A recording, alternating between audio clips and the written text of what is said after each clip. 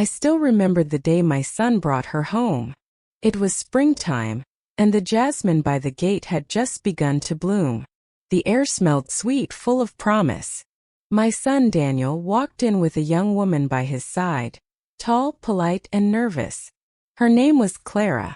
"Mother," Daniel said proudly, "this is the woman I want to marry." First I smiled. I was happy that my son had found love. But as I looked into Clara's eyes, something inside me stirred. Not hatred but fear. A fear that one day this young woman might take my place in my son's heart. It's funny how mothers think. We raise our children to find happiness, and yet when they do, a part of us aches. That evening as I prepared dinner, I watched Clara carefully. She moved gracefully, though a little awkwardly in my small kitchen. She offered to help, but I waved her off. "You're a guest," I said. In truth, I didn't want her touching my kitchen. My late husband had built this house with his hands, and every corner held a memory. It was mine, our family's heart. After dinner, Daniel walked her home. I sat by the window listening to the crickets. My heart felt heavy. I whispered to myself, "Please, Lord, let her love him purely." 2 months later they were married. Clara moved into our home, a small 2-story house in the countryside. First things were fine. She greeted me every morning, helped with laundry, smiled when Daniel was around. But soon I noticed her smiles faded when he wasn't. She started changing things. The curtains I had kept for 20 years gone. The wooden dining table my husband built, replaced with glass. The kitchen rearranged entirely. I told myself, be patient. She's young. She wants to make this place her home. But patience, like tea left too long to steep, turns bitter. One morning, I found her crying quietly by the sink. Daniel had gone to work early. I asked, "What's wrong, Clara?" She wiped her eyes and said, "Nothing, Mother." But it wasn't nothing. That was the first time I saw the crack. The tiny one that would one day tear our family apart. It started with small things. Clara began avoiding me during breakfast. If I sat down at the table, she suddenly remembered something in the laundry room. If I entered the kitchen, she found an excuse to leave. Daniel didn't notice. Love makes men blind in ways only mothers understand. He thought we were fine, that the 2 women he loved most could share one roof without fire. But the silence grew heavier each day. Sometimes I would pass by their room and hear them whispering. My name, Mother, always seemed to appear, followed by Clara's low, frustrated tone. I couldn't make out the words, but I knew. She didn't like me. One Sunday morning she confronted me. I was watering the flowers outside when she came to me, trembling slightly. "Mother," she began, "I think it's time Daniel and I moved out." Her words struck me like a cold wind. "Move out? Why?" She hesitated, looking down at her hands. We want some space. You've done so much for us, but we need to live our own life." Space. Such a simple word. But in that moment, it felt like she was pushing me out of my own home. I wanted to argue, to say this is my son's house, my husband's home. The walls still hold his memory. But something inside stopped me. I only nodded. "Of course," I said softly, "if that's what you both want." She looked relieved, maybe even grateful. And that hurt most of all. That night I couldn't sleep. I sat by my husband's old chair, touching the worn fabric. He had passed away 10 years ago, and in moments like this, I missed his steady voice more than ever. Am I being selfish? I whispered into the darkness. Or am I losing my son again? A week later, they moved into an apartment in the city. Daniel promised he would visit every weekend. For a while he did. But as months passed, his visits became less frequent. A phone call replaced a hug. A text replaced a dinner. And Clara, she never called. Not once. The house grew quiet. Too quiet. I tried filling the days with gardening, church, and neighbors' chatter, but the silence clung to me like fog. One afternoon, I received a call from Daniel. Mother, he said, his voice low. Clara's expecting. For a moment joy returned. A grandchild. I cried, thanking God for blessing our family again. But as months went by, I realized I was not part of this joy. Clara never invited me to a doctor's visit. I only saw her belly once in a photo Daniel sent. When the baby was born, I waited by the phone for a call that never came. 3 days later, I found out from a neighbor, not my son, that Clara had given birth to a baby girl. That night I sat on the porch, the moonlight soft on my trembling hands. I thought of all the nights I had rocked Daniel to sleep, the lullabies I had whispered. And I wondered, will Clara sing the same songs, or will she erase me entirely from the child's world? Months passed. I met my granddaughter only once. A brief visit where Clara barely looked at me. The baby's name was Lily, delicate and beautiful with eyes like Daniel's. I reached out to hold her, and Clara hesitated before finally letting me.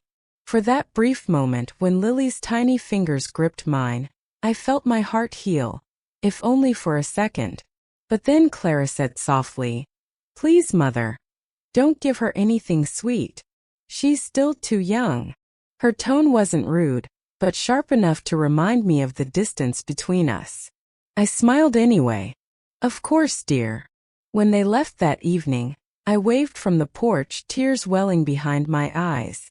The wind carried the scent of jasmine again, the same scent from the day Clara first entered my home. Only now it didn't smell like promise. It smelled like something lost. Something I couldn't get back. It was autumn when everything changed.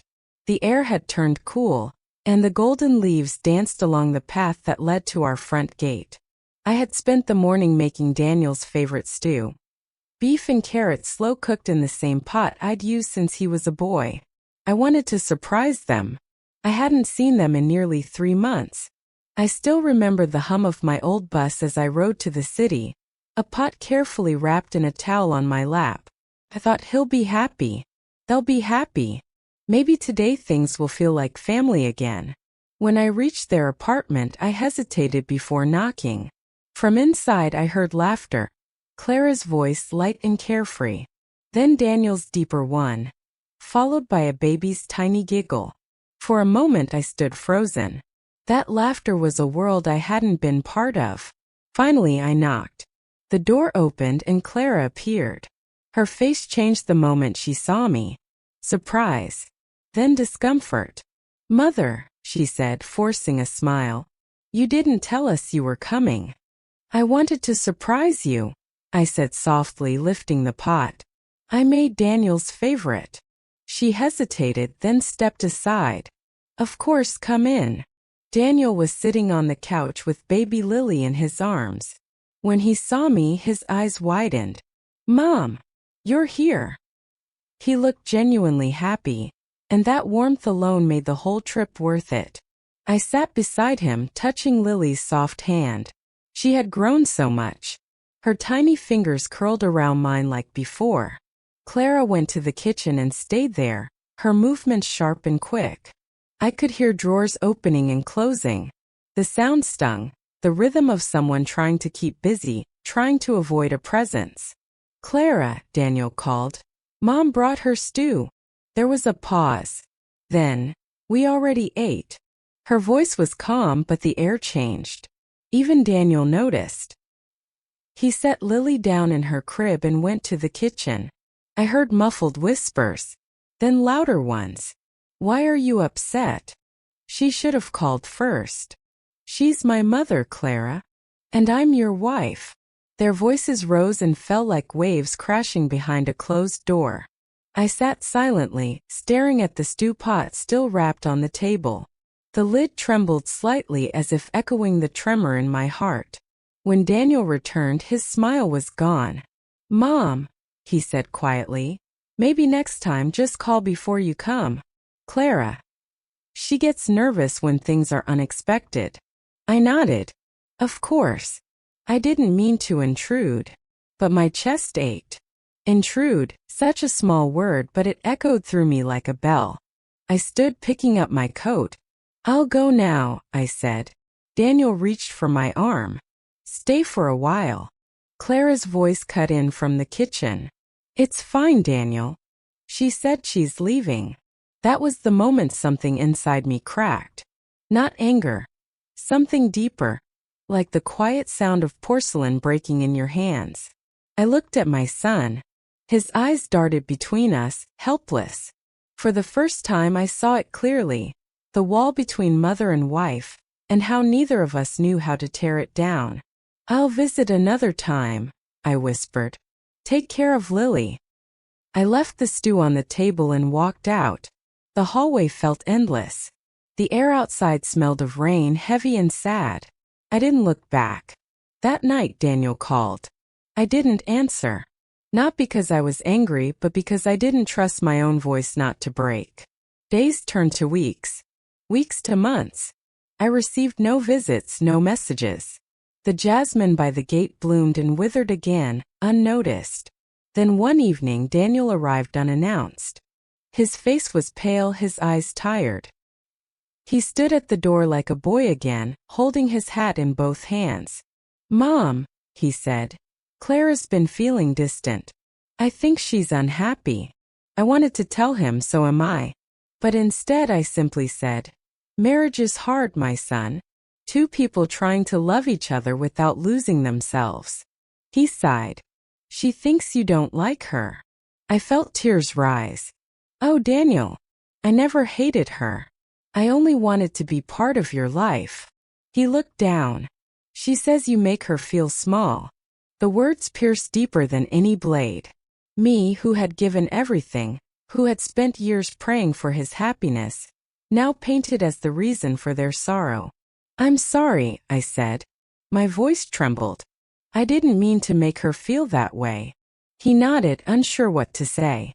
The silence between us stretched long and thin until finally he whispered, I think we need some time apart, Mom. And that was it. When he left, I stood by the window watching his car disappear down the dirt road. The headlights faded like stars swallowed by dawn. I sank to my knees. My husband's photo stared down from the wall. That kind, steady smile that once anchored me. Henry, I whispered. I've lost him. Our boy is gone. Outside, the wind carried the scent of fallen leaves. Somewhere far away, a baby laughed. A sound I could no longer claim as mine. It's strange how life can change in a single afternoon. How love, the kind that builds homes and carries generations, can fracture over silence, pride, and fear. That night, I wrote a letter to Clara. I didn't send it, but writing it made me feel less alone. Dear Clara, I'm sorry for the times I made you feel unwelcome. I was scared. Not of you, but of losing the place I had in Daniel's heart. You are his world now, and I should have celebrated that instead of clinging to the past. Please take care of him. Take care of Lily. With love, Mother. I folded the letter and placed it inside my Bible. Maybe one day when I'm gone she'll find it and know that despite everything, I loved her too. Winter came softly that year. The air turned pale and frost clung to the window glass like lace. I spent most mornings wrapped in my shawl, sitting by the fire, watching the smoke curl and vanish. The house was quiet, too quiet. Even the clock on the wall seemed to tick more slowly, as if time itself had grown tired. It had been almost a year since that day, the day everything broke. Daniel no longer visited. His calls came less often, and when they did, his voice felt distant, polite, as if we were strangers bound only by blood. I had grown used to it, or perhaps I simply learned to stop expecting warmth from the other end of the line. Then one afternoon I found Lily's photo in the mail, just her smiling in a tiny pink dress. No message, no note. Only her name written neatly on the back in Clara's handwriting. For the first time in months I smiled. That single photograph felt like sunlight through frost.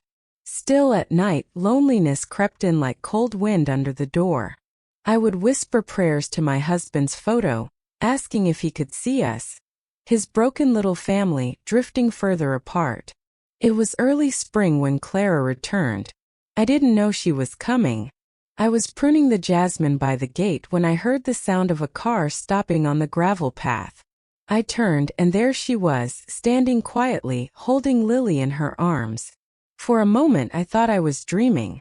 The sunlight caught her hair, and for the first time, she looked less like a stranger and more like a woman weary from life. "Mother," she said softly. My hands trembled. "Clara." We stood there for a long moment, neither of us knowing how to begin. Then Lily reached out toward me, tiny fingers curling in the air, and that broke the silence. I took her into my arms. She smelled of milk and powder and something innocent, something whole. I pressed my cheek against hers and felt tears gather, uninvited. "Would you like to come in?" I finally said. Clara nodded. Inside, the house looked the same, though the air felt changed somehow, filled with the ghosts of unspoken words. I poured her tea, and we sat across from each other at the kitchen table, the same one Daniel had eaten at since childhood. For a while we said nothing. The clock ticked between us. Lily babbled softly, playing with the edge of her blanket. Finally Clara spoke. Her voice was quiet, almost trembling. "Daniel and we've been having a hard time." I nodded slowly, letting her speak. "He's been distant. Not cruel, just elsewhere. And I know it's not all his fault. We both carry our pride, our fears." She paused, eyes glistening. "I think I made it worse with you two." I reached across the table, gently resting my hand on hers. "We both did, dear." Her lips trembled. "I found your letter." My breath caught. You read it?" She nodded. "Daniel had gone to your house last autumn to pick up some of his old tools. He saw it inside your Bible. He didn't open it, but I did. I hope that's all right." A small, fragile smile touched my face. "I left it there for someone to find, maybe you, maybe God. I didn't expect it to travel back." Her eyes filled with tears. "It broke me, Mother. The way you wrote. So kind, so full of love after everything I said. I didn't know how much I'd hurt you." I shook my head gently. "No, Clara. You didn't hurt me, life did. We were both trying to hold on to someone we loved in different ways." She began to cry quietly, her shoulders shaking. And for the first time I reached forward and pulled her into my arms. We stayed like that, two women who had once built walls now finding warmth in the ruins. When Daniel arrived later that afternoon, he froze in the doorway. He saw his mother holding his wife, both of us teary-eyed, and Lily asleep between us on the couch. For a moment he said nothing. Then he smiled, a small trembling smile that reminded me of the boy he used to be. "Looks like my girls finally made peace," he whispered. Clara laughed softly through her tears. "We did. And it's about time." Daniel crossed the room and knelt beside me. "Mom, I'm sorry for how things went." I cupped his face in my hands. "No, my boy. You don't need to apologize. Just promise me one thing, love each other well. The rest will heal on its own." He nodded, eyes glistening. That night we ate together. Not fancy, just soup, bread, and laughter. Clara helped me wash the dishes, humming softly as Lily slept nearby. It felt like the house had breathed again after years of silence. When they left, the sky was painted pink with dusk. Clara hugged me before stepping into the car. "Thank you for not giving up on us," she whispered. I smiled. A mother never does. Weeks passed, and their visits became regular again. Sometimes they came for Sunday lunch, sometimes just for tea. Daniel fixed the garden gate. Clara brought homemade jam, and Lily toddled through the jasmine flowers like a tiny beam of sunlight. The house no longer felt empty. One morning, as I sat on the porch with Lily on my lap, she reached up and touched my cheek. "Nana," she said, her first word for me. I laughed until tears rolled down my face. The jasmine was blooming again, the same as the day Clara first entered my home. But this time the scent was not of loss. It was of forgiveness, of something found again. I realized then that love does not vanish when hearts break. It waits, patiently, quietly, for us to open the door again. And when we finally do, it returns like spring after the longest winter. It has been 3 years since the day Clara returned to my doorstep. The seasons have circled quietly, each one softer than the last. I have learned that peace does not arrive with grand gestures. It slips in quietly, like morning light through half-open curtains. These days, the house no longer feels empty. It breathes again. The jasmine by the gate blooms every spring, and now there is always someone to notice. Clara visits often, her hair tied loosely, her hands busy with Lily's tiny shoes, her laughter filling the rooms that once knew only silence. Daniel helps in the garden on weekends. His voice has deepened with fatherhood, yet when he calls, "Mom, where's the shovel?" I still hear the echo of the boy who used to chase butterflies by the fence. Sometimes I watch them all from the porch, Clara hanging laundry, Daniel fixing the fence, Lily chasing a stray chicken through the grass. And I think this is what healing looks like. Not the mending of what was broken, but the growth that happens around the cracks. One afternoon, as the sun lowered behind the hills, Clara sat beside me with 2 cups of tea. The air smelled faintly of lemongrass and earth. Lily was napping inside, her soft breath steady as the ticking of the clock. Clara handed me a small box wrapped in floral paper. "What's this?" I asked. "An early birthday gift," she said, smiling. Inside was a delicate silver locket. When I opened it, I saw 2 tiny photos, one of Daniel as a child, grinning with missing teeth, and one of Lily, her curls wild and her smile bright. Tears blurred my eyes. "It's beautiful," I whispered. She hesitated, then said softly, "I wanted to thank you for forgiving me, for waiting for me to grow up." I reached out, placing my hand over hers. "Oh, Clara, we both had to grow. I was too proud to see that you weren't taking my son away. You were building a new home with him. I only wish I'd seen that sooner." Clara smiled through her tears. "You see it now. That's enough." We sat there quietly, the sky turning gold above the hills. The silence between us was no longer heavy. It was gentle, alive, like the pause between heartbeats. A few months later, Lily turned 4. They held her birthday party in my garden. Balloons tied to the trees, paper lanterns glowing softly in the dusk. The children from the neighborhood came running through the grass, their laughter mixing with the song of the evening cicadas. At one point, Lily ran to me, her little face flushed with joy. "Nana, dance," she said, tugging my hand. I laughed. "Oh, darling, Nana's too old for dancing." But she shook her head. "No one's too old." And so, under the soft lantern light, I danced. Slowly, clumsily, but with a heart that felt young again. Daniel clapped, Clara laughed, and for that brief moment I felt the years fall away.